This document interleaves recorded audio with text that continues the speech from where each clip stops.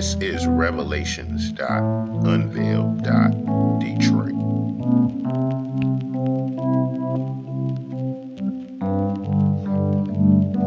CointelPro, Preventing the Rise of a Black Messiah, Part 3.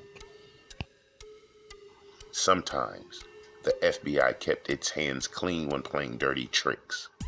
In Southern California, Ron KARENGA's U.S. organization was vying for power with the Black Panther Party, whose Los Angeles chapter was led by Bunchy Carter. Under the heading, Tangible Results, one FBI memo reads, shootings, beatings, and a high degree of unrest continues to prevail in the ghetto area of Southeast San Diego. Although no specific counterintelligence action can be credited with contributing to this overall situation, it is felt that a substantial amount of the unrest is directly attributed to this program. The memo goes on to propose a further action in the view of the recent killings of Black Panther Party members Sylvester Bell, which will assist in the continuance of the rift between Black Panther Party and the United States. On January 17, 1969, Bunchy Carter and another Panther were murdered by two U.S. members on the campus of the University of California at Los Angeles. So the U.S., what is that? Another organization. So the U.S. is the organization run by Ron KARENGA. So this is the conspiring or putting in the seeds of mistrust and distrust between the Black Panther Party and the U.S. group. Almost 30 years after the murders, I spoke to a man whom I believe to be Carter's nephew. He refused to acknowledge or deny his kinship. I called Erica Huggins, the widow of the other Panther killed that day. She asked me how I got her phone number and hung up in less than a minute. The mother of Herod's victims felt the same way. Geronimo Pratt took over as leader of the Los Angeles chapter of the Black Panther Party after Carter's murder. A 1970 FBI memo reads that constant consideration is given to the possibility of the utilization of counterintelligence measures, with efforts being directed toward neutralizing Pratt as an effective Black Panther Party functionary. Pratt was convicted of murder in 1972 based on the false testimony of Julius Butler, an FBI informant. Pratt's conviction was overturned in 1997 after he had spent 27 years incarcerated. Hoover, describing another CointelPro operation, explains that the purpose of counterintelligence action is to disrupt Black Panther Party, and it is immaterial whether facts exist to substantiate the charge. Of course, one might think that it is only meet that a government police force crack down on a supposedly violent group by any means necessary, especially if it is the greatest threat to the internal security of the country, as J. Edgar Hoover called the Panthers. However, it is not because of their guns, always legally held and handled, that he deemed them so. It was because of the Panthers' free breakfast program for children program. As Hoover chides an FBI agent, you state that the Bureau under the CIP should not attack programs of community interest, such as the Black Panther Party Breakfast for Children. You state that this is because many prominent humanitarians, both white and black, are interested in the program, as well as churches which are effectively supporting it. You have obviously missed the point. So if the Panthers were not crazy thugs, Why do we have this view of them today? Hoover directed his agents to prevent militant black nationalist groups and leaders from gaining respectability by discrediting them to the white community. My favorite CointelPro program is the one dealing with the coloring books. The FBI created children's coloring books showing blacks murdering whites, ostensibly made by the Black Panther Party to indoctrinate black children at Panther schools, so that whites and moderate blacks would be repulsed by these radicals. Which brings us to King again.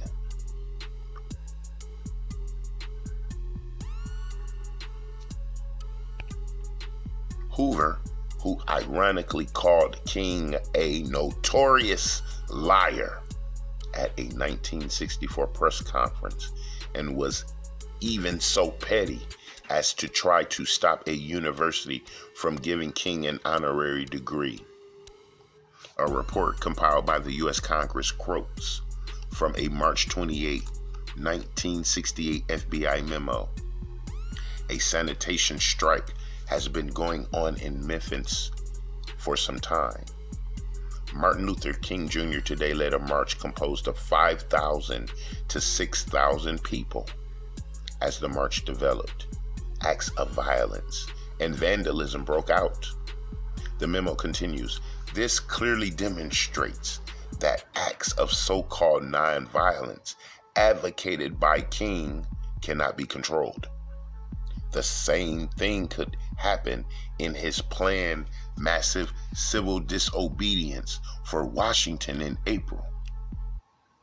1 week later, King was dead. When Britons or others from around the world ask why the American peace movement is so weak, the answer is the FBI's operation of CointelPro. In all, the U.S. government spent about $100 million.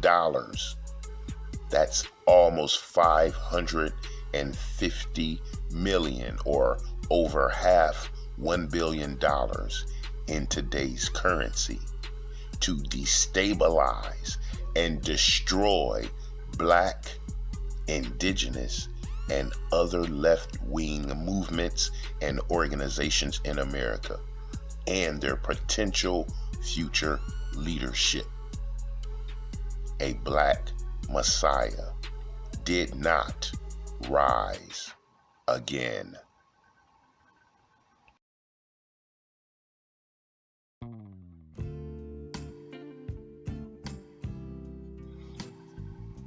So family. This is the Federal Bureau of Investigation of the United States of America, the country for which you believe that you are a citizen, an equal rights member to the Constitution or the law of this land. But from this article, we see that the director of this national institution has created a program, an agenda to stifle, to snuff out, to destroy, to discredit organizations and leaders and the leadership of Negro, Black, Afro or African Americans here on these shores. So family, the question is, are we citizens? Are we frenemies? Or are we the enemy? And then the question is, why are we the enemy? What have we done to or against this country?